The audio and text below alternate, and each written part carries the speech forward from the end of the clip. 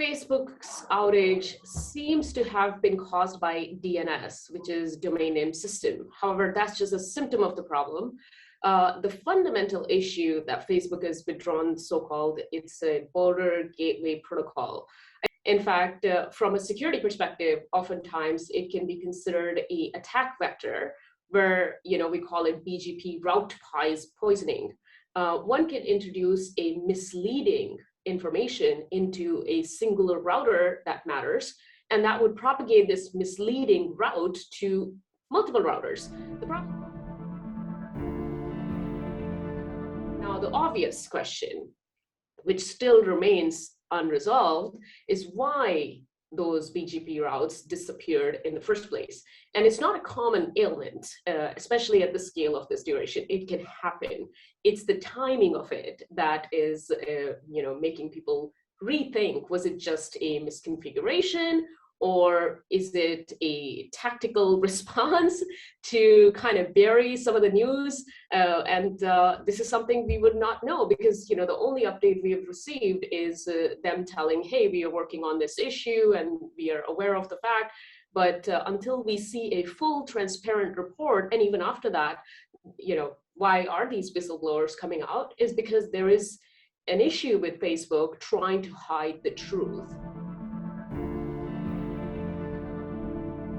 It's one thing to be dependent on digital, but then it's whole another thing to be dependent on big, massive, for-profit corporations that literally profit from the data that they derive from your clicks.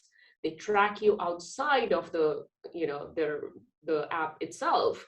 In fact, the latest is that Facebook tracks people across over 8 million websites. And so they are constantly harvesting and collecting data. And this is why, over at XRSI, we advocate for decentralized solutions. And the risk that, these centralized, like Facebook, like Google, Apple, these centralized, systems, is that they will control your truth, the information. Bold, this dependence that we have on this Facebook and all these long-run long-run big tech corporation, it's an existential challenge for democracies and governments around the world, because they control lots and lots of people's data, and that way they control a lot of human behavior.